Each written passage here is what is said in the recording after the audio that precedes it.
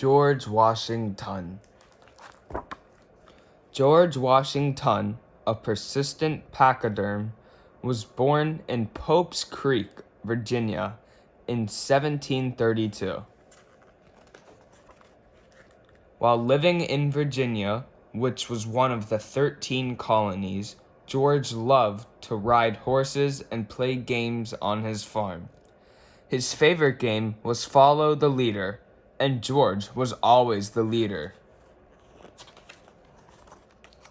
In school, George was a math virtuoso, but his spelling skills were a little so-so. George loved numbers so much that he became a surveyor. This is someone who measures forests and fields. Surveys were very important because they showed every farmer where his fence should go. When all the farms were measured, George volunteered to guard the land the king treasured. All of the land was ruled by an English king who lived far across the sea, and who liked to drink lots and lots of tea. One day, the king was reviewing the bills for all of the land he owned. He noticed how his stack of bills got higher and higher and higher and higher until they were as tall as a church spire. These bills were more than the king could afford. The king had to make more money to pay the bills. He figured it out and shouted, "I will tax everything, including my tea, and collect lots and lots of money." The new taxes made the colonists shout, "No taxation without representation." They wanted a say in this situation.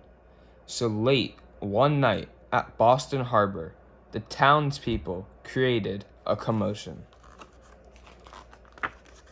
Dressed as Indians, they dumped all of the king's precious tea into the ocean. This night would go down in history as the Boston Tea Party. It made the king very, very angry. So the king sent his soldiers to make the colonists pay, and they said no way. This made the king furious, and he declared war on the 13 colonies. Hearing of this news, the townspeople met under the Liberty Tree to elect a leader secretly. The people formed the colonial army and chose George as their leader. The revolution lasted 8 years, and each side fought through temperatures from over 100 to below 0. With George Washington's wits and determination, the colonists won the war, and George became a national hero. The 13 colonies became the 13 states, and everyone was feeling great. All ties to England were torn, and the United States was born.